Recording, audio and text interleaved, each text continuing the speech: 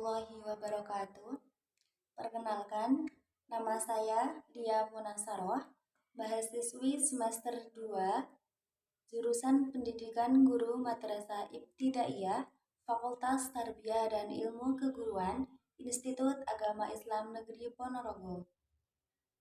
Video ini dibuat untuk memenuhi tugas ujian tengah semester mata kuliah Keterampilan Berbahasa dan Kesusastraan dengan tema Analisis Wacana Kritis.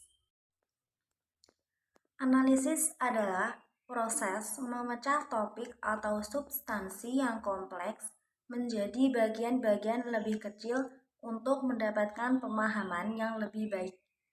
Jadi, secara sederhana, pengertian analisis adalah aktivitas yang terdiri dari serangkaian kegiatan seperti mengurai, membedakan, dan memilah sesuatu untuk dikelompokkan kembali menurut kriteria tertentu dan kemudian dicari kaitannya, lalu ditafsirkan maknanya.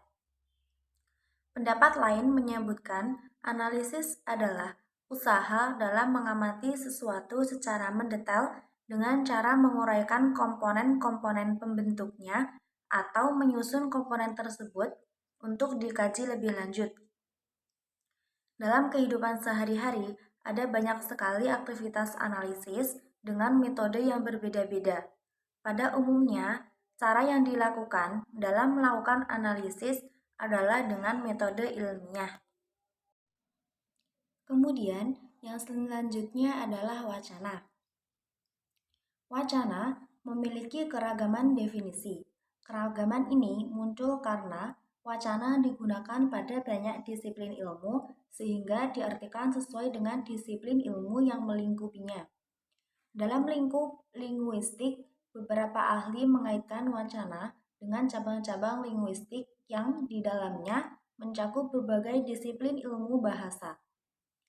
Darman mendefinisikan wacana sebagai tataran tertinggi, terbesar, dan terlengkap karena di dalam wacana terdapat unsur linguistik yang cukup kompleks seperti fonologi, morfologi, sintaksis, semantik, dan ditunjang oleh situasi pemakaian dalam masyarakat. Pendapat Darman ini sesuai dengan yang disampaikan oleh Tarigan, namun Tarigan lebih menekankan pada ruang lingkup atau struktur wacana itu sendiri. Selain kaitannya dengan linguistik dan cabang-cabang di dalamnya, wacana juga sangat terkait dengan masyarakat.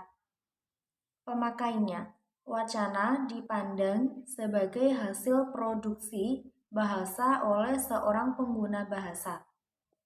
Samsuri mengatakan bahwa wacana memiliki kaitan yang erat dengan bahasa pemakainya.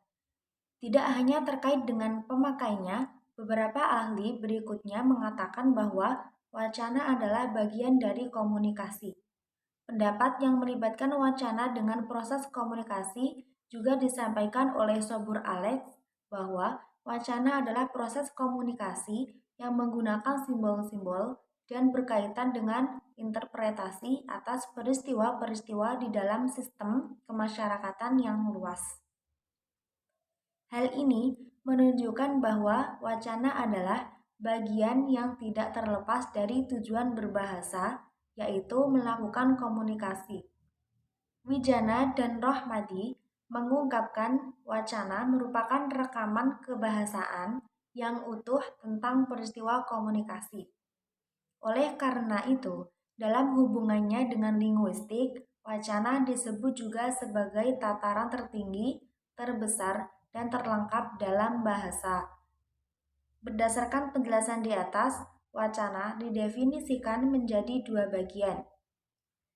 Sebagai tataran terbesar, tertinggi, dan terlengkap atau linguistik, dan sebagai bagian dari komunikasi.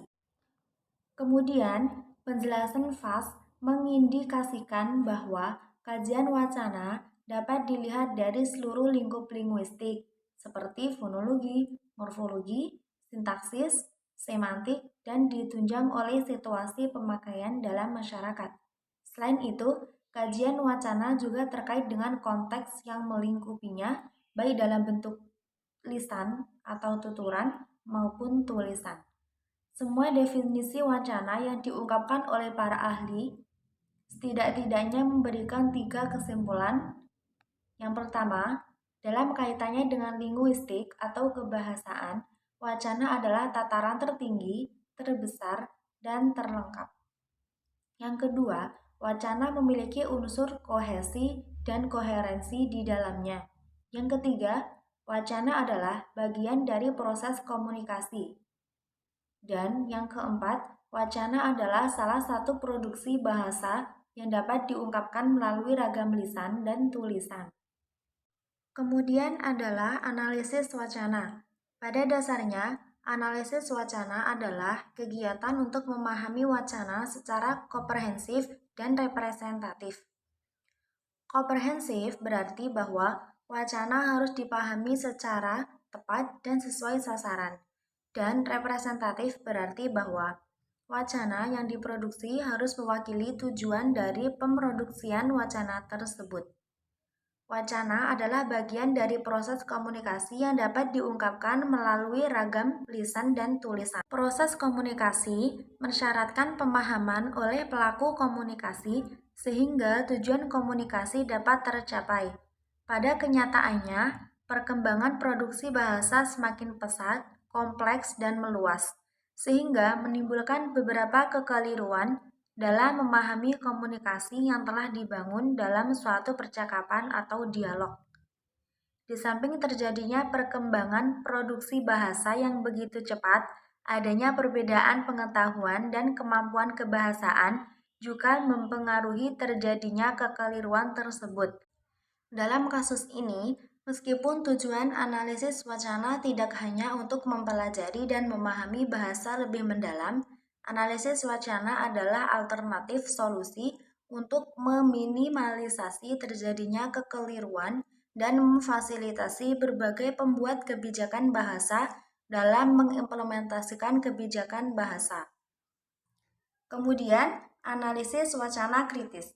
Analisis wacana kritis tidak hanya sekedar analisis teks semata, tetapi juga analisis bentuk-bentuk sistematis dari hubungan antar elemen-elemen pada proses sosial.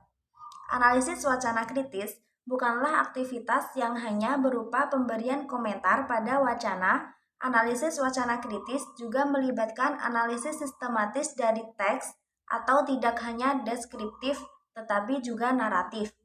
Analisis wacana secara umum bertujuan untuk memahami wacana secara komprehensif dan representatif. Namun, pada kenyataannya, implementasi dan produksi wacana semakin kompleks dan variatif. Wacana saat ini tidak hanya dipandang sebagai teks semata. Arianto memberi karakteristik wacana kritis menjadi 5 karakteristik. Kelima karakteristik tersebut adalah tindakan, konteks, historis, kekuasaan, dan ideologi. Tindakan berarti bahwa wacana diproduksi sebagai tindakan yang memiliki tujuan-tujuan tertentu, membujuk, mengkritik, menolak, ataupun mengajak. Dan wacana diproduksi atas kesadaran memproduksi wacana.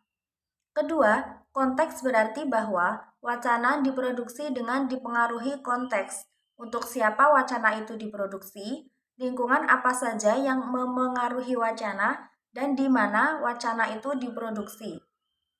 Kemudian, historis berarti bahwa produksi wacana tidak akan terlepas dari rentang waktu diproduksinya wacana.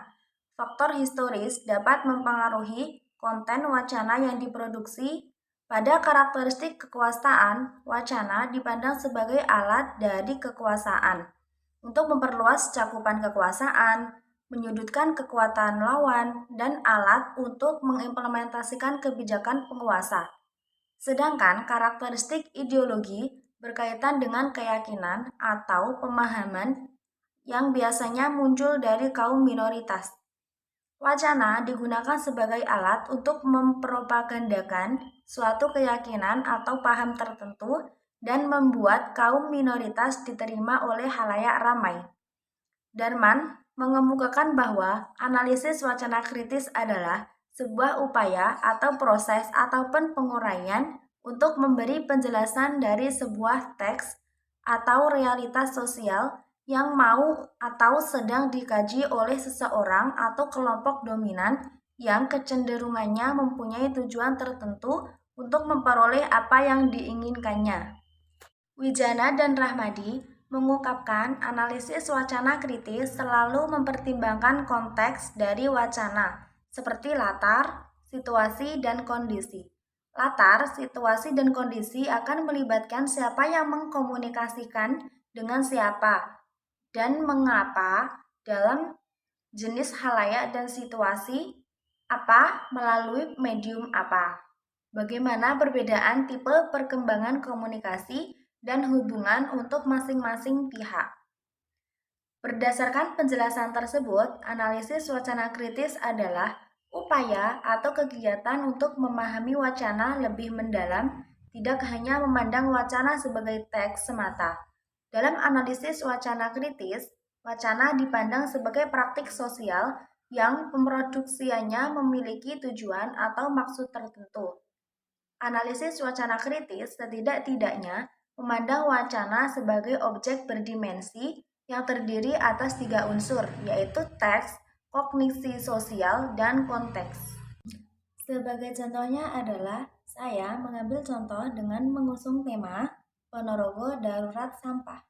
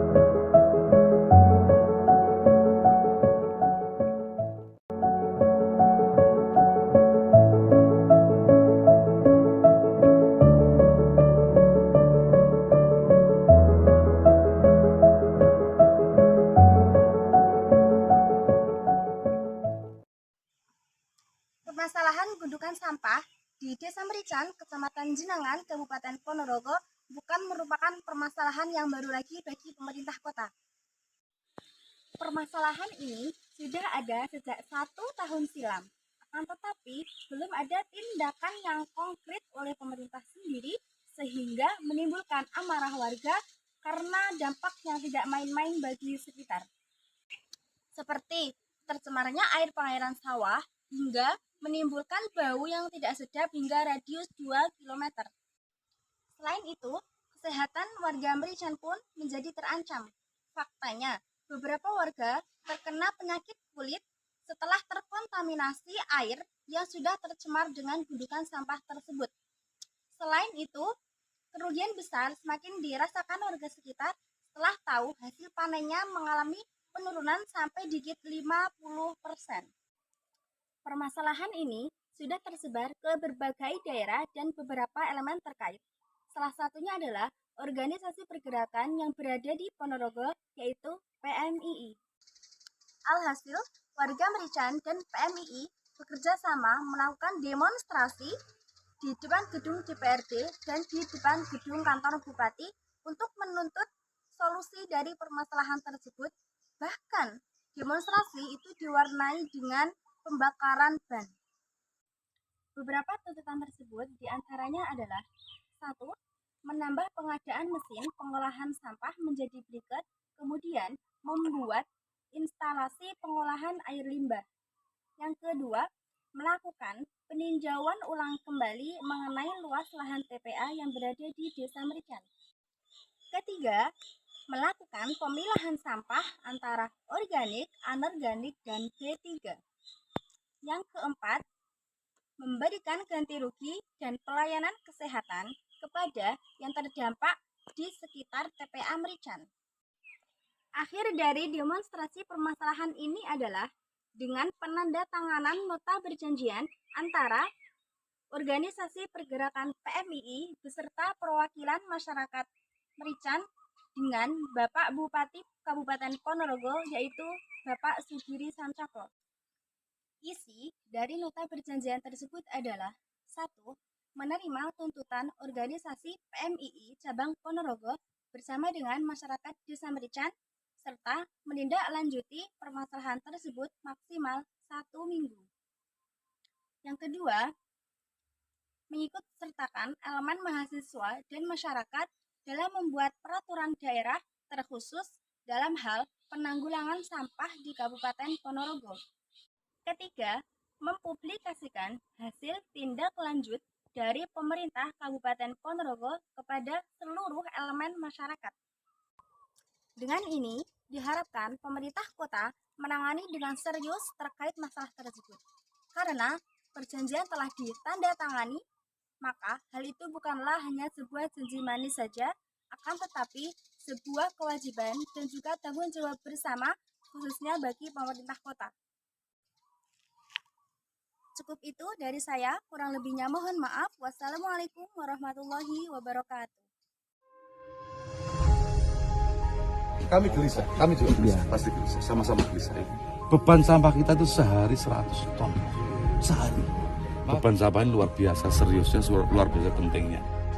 Alhamdulillah dengan adanya Bapak Bupati ini, blokade mulai jam ini akan dibuka kembali yang telah merespon aspirasi masyarakat desa. Hidup PMII, hidup Merican. Assalamualaikum warahmatullahi wabarakatuh.